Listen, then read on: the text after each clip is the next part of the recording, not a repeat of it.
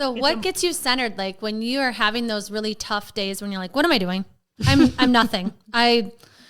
Yesterday I felt this high. Today I feel this low. Like what gets you back to you? Yeah. That's such a good question. My first answer that comes to my mind is getting back to like the basics of why I started or what excites me in what I'm doing. Because it is easy once you get started to get distracted by all the things you have to do that are all involved in it. But like creating, when I feel lost in what am I doing, I'm like, let me create a bomb workout from start to finish, which has become a very small part of my job. I'm sure you guys feel the same way. Like podcasting, this part is the fun part. People think that this is the job, and it's like, this is the fun part that we get to do. The work is in everything else and making it happen. And that so nobody sees. It's the unseen hours. Yeah. Yeah. And so it's getting back to like creating for me and even learning. Like putting myself in a position where I get to show up and be a student is really grounding to me. And then I think connecting with the people that I'm serving will always bring me back to why I'm doing it. And that's really easy and fun for me in the way that I've set up my business, is to engage with them. And that always brings me back. And I can even say that when I was a teacher, like being a teacher, I remember being like, this is awful. Like, this is not fun. I can't wait till Christmas break and it's only April. I don't know, whatever.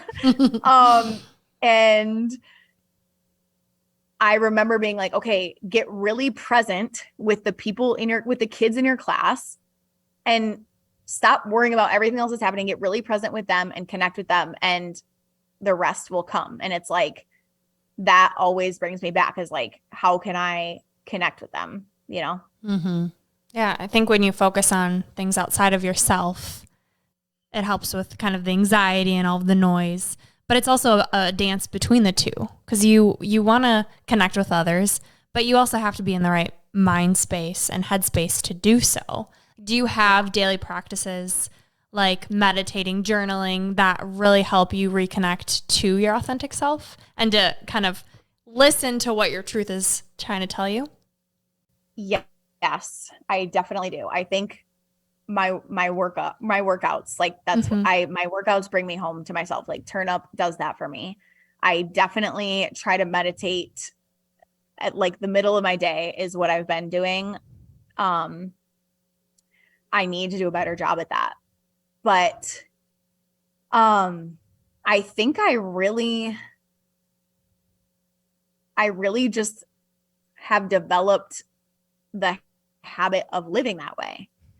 And as much as I want to get better at meditating and journaling, I think those things are so important. And we preach that in the squad all the time. Like, I think it's a habit to be that way no matter what, like no matter what's going on, no matter if I got my journaling in, no matter if I can meditate, like how can I just come back home to myself and respond as quickly as possible? I don't know. Yeah. It's like dancing brings you back into your body. Mm-hmm. That's your way of reconnecting with you. You're really smart. You made a business out of what recenters yourself. It's brilliant. And I mean, that's how I feel about our podcast, is like, I feel centered in getting to, in these deep conversations with people, we can really reflect on what lessons you're learning about life. We can learn from other people, and that, you know, you're thinking about physical and mental health and those types of things. But a big piece too that I would love for you to talk about is, you know, sometimes getting back to yourself or focusing on your mental health has to do with your circle, who you're around, who your people are. And you talk about being where you're celebrated, not tolerated. And so I'd love for you to talk about that and just how important that's been in your life. Man, I think that that's one of the biggest lessons that I've learned in building a business and in being an instructor even, is there is a space for everyone no matter what you're doing. Like if everyone in the whole world was doing dance fitness, there would still be space for me with my people because I am doing it my way. And I think I, for a long time, tried to convince people that I was worthy to be a part of what they were doing and show that I could bring something to the table. And when I stopped trying to convince people and instead rose my standard of how I was showing up in my own way, I started to attract my people to me rather than trying to join someone else's thing and fit into what they might need and make them see me.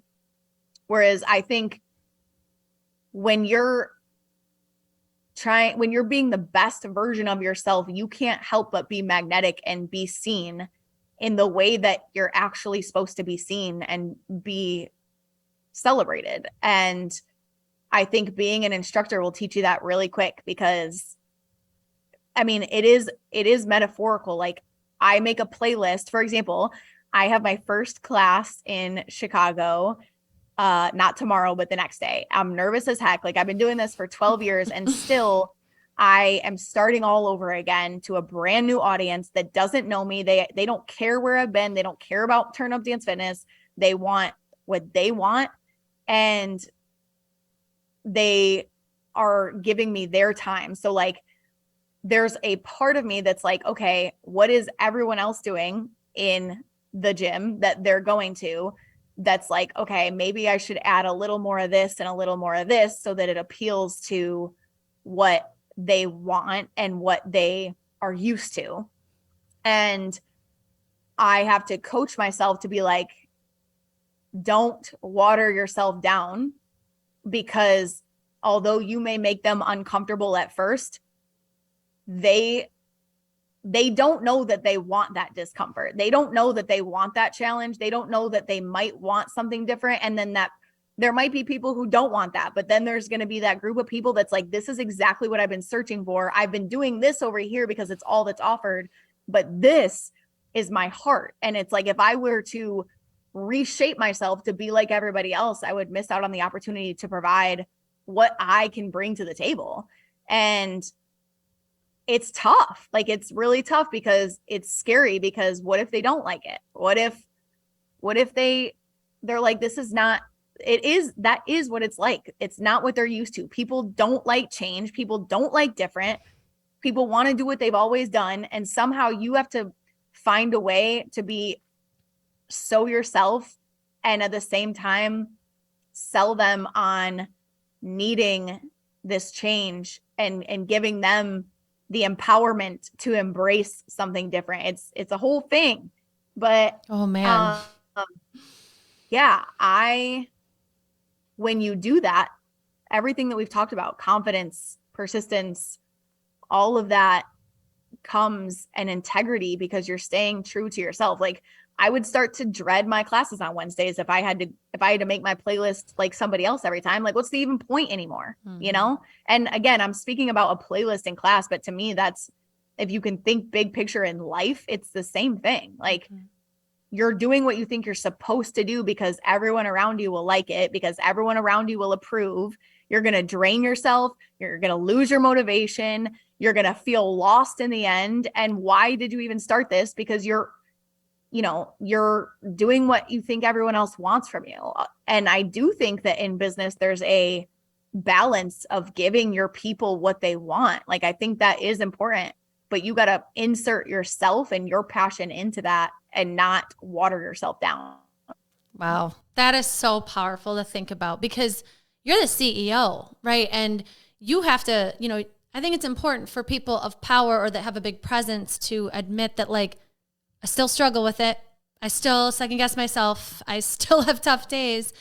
But then also in the midst of you having those moments, like, you still got to show up and then coach your people to coach their people that's got to be wild. So how do you manage that as the leader to other instructors to kind of show up when they could be booed off the stage or they could be shut down? Like what's that look like? Man, I think doing it myself and walking the walk is really, really important.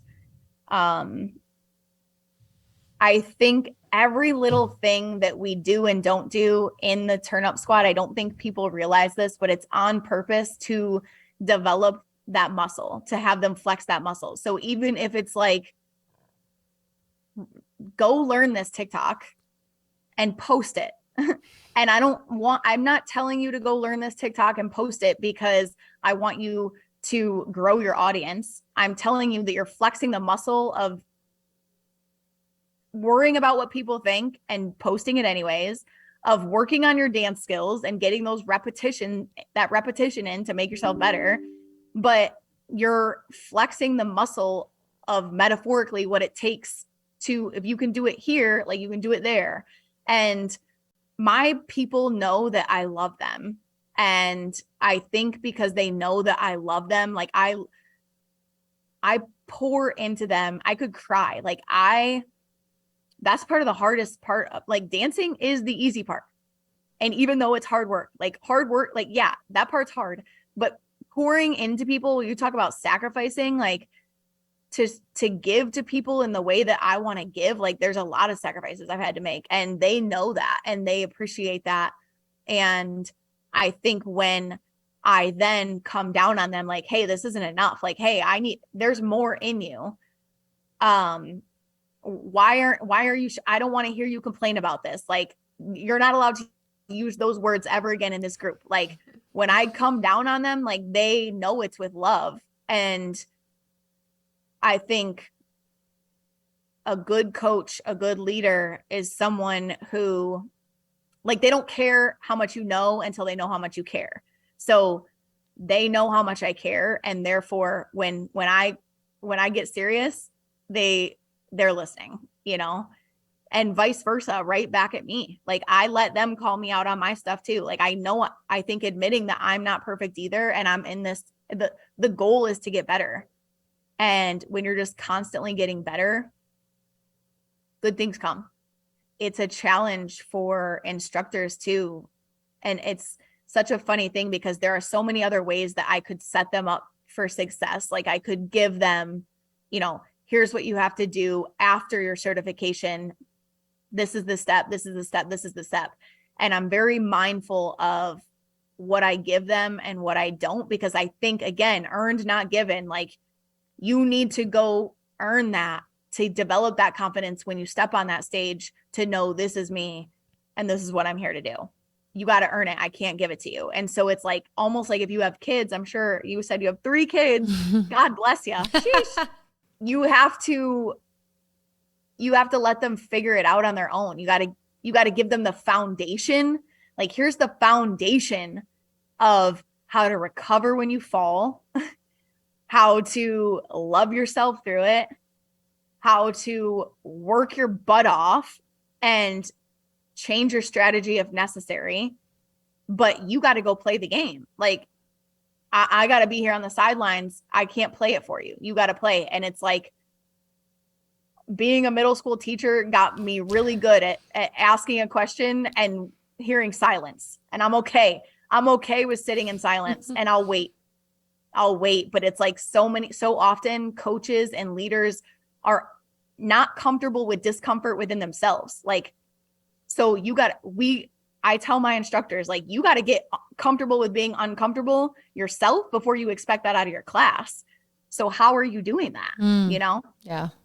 It's just awesome that you lead by example, and then you're having them lead by example. And when Brooke and I saw that you were on Shanti's podcast, which was, it was so cool to see you fangirl over Shanti, and your episode was so beautiful. Like, you got super vulnerable. And so everybody go listen to Shanti's podcast when Tanci's on there. And I love too how he started out like, you're like Madonna. You don't even need a last name. And I was like, dude.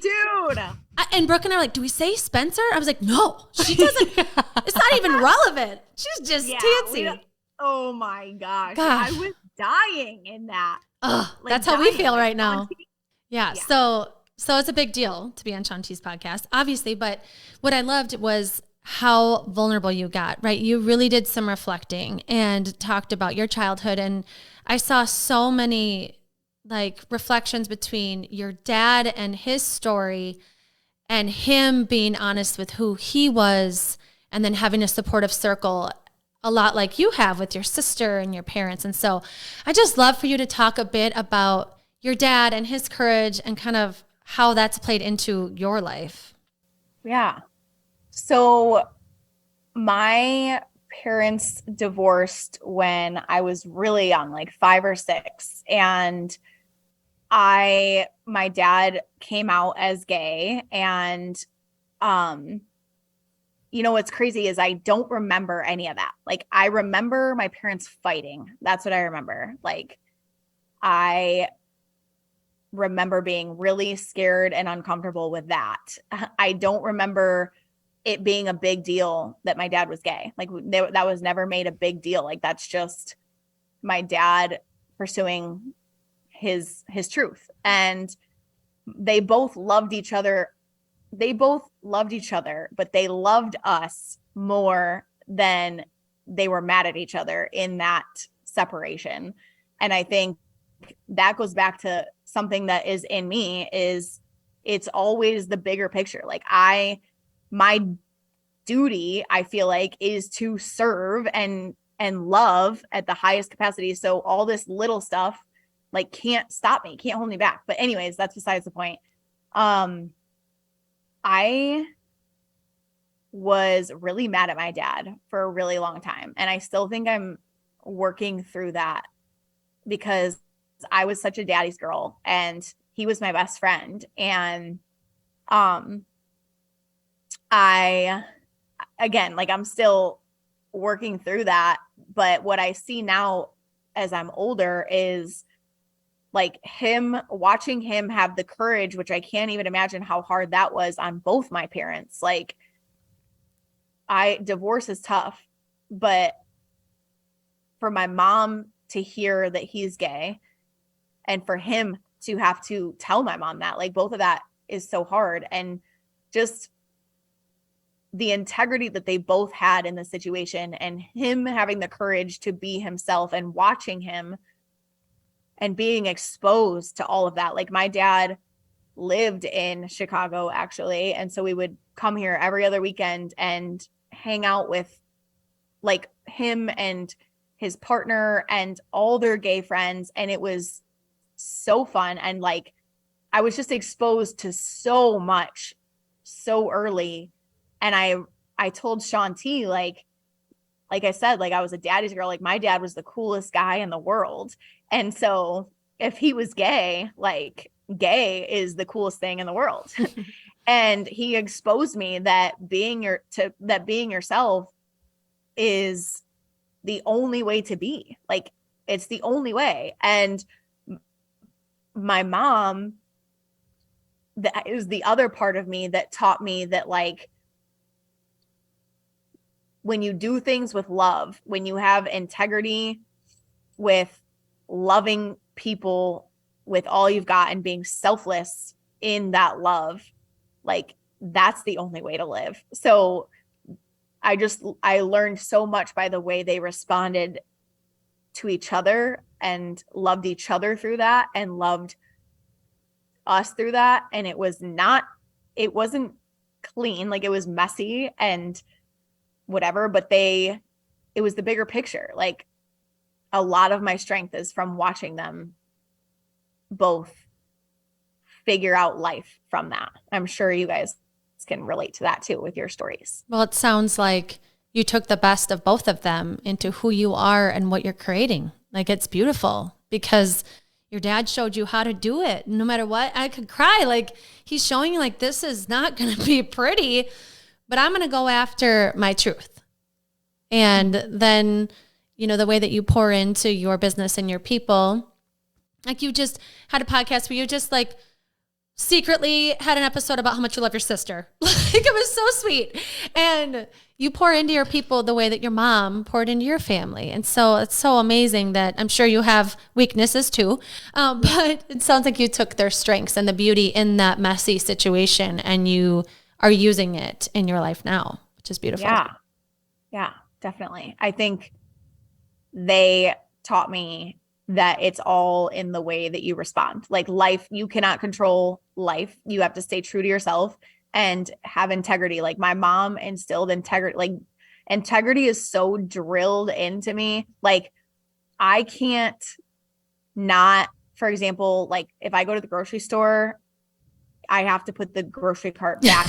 Like I'm going all the way around. Like if I walk if I walk past a penny or like a dime on the ground, I can't walk past it because like it's instilled in me to the littlest of things of showing appreciation for life and of taking care of the little things is integrity. Like integrity is those little things that you could not do so easily that would eat at me, that my parents both instilled in me. So I'm very thankful for that. I think it's what you do when no one's watching, right? How you show up when, like Andrea said, the unseen hours and the work that you're putting into it that no one sees, but they feel it. Your community, there's a reason that you have the following that you have, because you are honoring the love you have for yourself and what sets you on fire, and then also bringing that out in others. It's more than you, it's service. So let's talk about Turn Up Dance Fitness. What does it look like? No, let's start with where it started and how it's gotten to the empire that it is now. So take us back to your teaching and you're like, no, there's more. I'm going to follow this calling on my heart. Wow. Jeez. It is so crazy to even call it an empire. Like it really is becoming something real. And that is so cool. But I started in network marketing and I was a Zumba teacher on the side. Like that was all, again, that's all I knew. That was the only option for dance fitness. And if we go back to when I first got out of college and I was feeling what I would call depressed, no motivation, wanted to sleep, I remember calling my mom and being like, I don't know who I am. I don't know what I'm doing. And her being like, pursue that dance thing that you got certified in, like focus on that.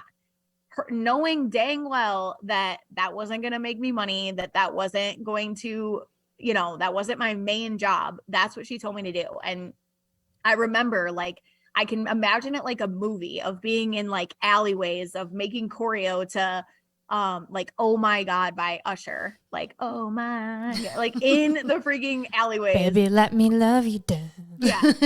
Learning all the choreo, like just I remember that is what got me up. It woke me up, and still to this day that's my message. Like dance fitness woke me up and brought me back to life. And it was my side thing for the longest time because I was a teacher and a coach. And that was what I thought I was supposed to be.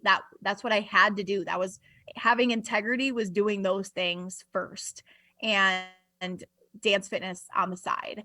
But my classes, even back then, like they were packed. They were like line out the door because of the culture that I created in my classroom and the love and community that was created from being in there.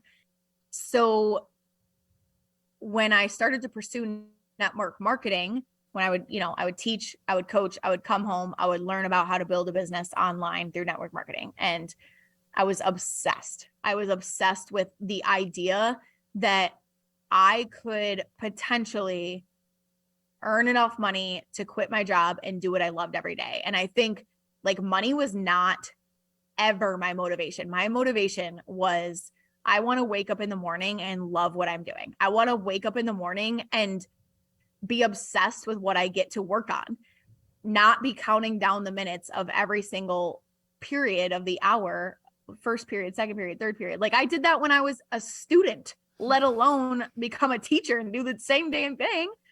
Anyways, so I just wanted to be obsessed with what I was doing, and I was going to stop at nothing to make that happen. And so I bounced around in trying new ways to pursue that. And I got really good at what I was doing, but I still wasn't fulfilled. Like, it still wasn't all me. Like, it was network marketing, but there was a piece missing. So I remember feeling like low. I had just gotten a divorce. I was 30 and I was like, what the hell am I doing? Here I am again. Like, who do I think I am? I'm barely paying my rent. Actually, I might have been sleeping at my parents again. Gosh darn it, for the greatest parents ever. But I remember then being like, you know what? I'm turning 30. I could sit here and sulk of like, I'm not where I thought I would be, or I could do something freaking epic. I could party, and I think I did probably party, but that what I decided to do was something different. Like, if you want something different, you got to do something different. So I was like, you know what? I'm going to stop offering other people's workouts, and I'm going to start making my own. I'm going to create my own community, and I'm going to do this 30-day challenge. I'm turning 30. Dirty 30 is what we're going to call it. It's going to be $30 and 30-minute workouts. Everything's going to be 30, 30, 30. And I offered it. I had been building a YouTube channel with like my own choreo for a little while, and I had a decent following. People knew I loved dance fitness because, again, like, no matter where I was at, like, that was my passion, and I shared that, and people knew that. But I remember going on my story and being like, hey, I'm going to do this. Do you want in? And I probably had, I don't know, 10 people who said they would be a part of the 30-day challenge. And then that came to an end, and those people were like, well, what now? We want more. And when I offered the first 30-day challenge, I had no workout. I collected money, and I had no workouts created. I had no freaking idea what I was going to do. And people need to know that. Like, I knew I was going to make something great happen. I knew I was a teacher and a coach. Like, I knew I could bring people together. I knew my strengths. And I also let them know, I think it's okay to not be the expert, to be like, trust me, I'm going to give you everything I've got, but also I need your help in building this. And I think that is where an empire was created, because their ownership is in TurnUp just as much as mine. Even the people who are coming in now, like, we always have things to work on. We're always growing. Like, you stepping up to the plate impacts the direction we're going. So we need you to help us. And I think people want to play the expert that doesn't need anybody, and you're the expert coaching people, where I was like, I'm building a team to build this empire. Do you want in? And if you're in, there's going to be requirements, and there's going to be a standard, and you're going to have to show up, and I'm going to give you everything I got to. And so we just kept doing 30-day challenges, 30-day challenges, 30-day challenges, until I needed a website, because we had so many workouts. And you figure it out. Like, I had no freaking idea what I was doing. There's so many things that I'm like, man, I got to figure out how to do this. And it's my biggest flex is that no matter where we go, like, I care about my people. And when you are doing what you love and you care about the people you're serving, like, you're gonna do it. When you care about people, you're gonna make things happen. But like, so many people are focused on how can I get more people to like this post? How can I get more people to buy this program? Rather than like, no, how can you give? What do these people need? How can you show up for them? You get what you give. And about 1 year in to doing those workouts, I had some of the leaders within the TurnUp saying, like, we need an instructor program. And I remember being like, there's already instructor programs. We don't need that. Like, who am I? Again, who are we to think that we have something special enough to be its own format? Like, there's a ton of formats. Just go join that. I was sending people to other people's formats to become an instructor. Like, I loved being an instructor, but here's where you go to do that. And even when I started, like, even I was like, okay, you want it? We're in this. We need it. I would love to do that. Let's make it happen. And I remember spending hours and hours writing up the manual and having no idea what set us apart. Like, not no idea, knowing there was something there, but not knowing how to put it into words. And what you do is you know enough, you put yourself into it and you start creating, and then you figure it out. Like now there's nobody out there that has what Turn Up offers. And I can say that with confidence, and I can tell you exactly what sets us apart. But when I started, and I was, even my first training, I was like, here we go, guys. Like, we're doing this, but we got to figure it out. And that is my constant message, is like, you have to do it to figure it out. You're sitting there waiting to know the answers, but that's the only way that I know how to get the answers, is by doing it without knowing them. Mm-hmm.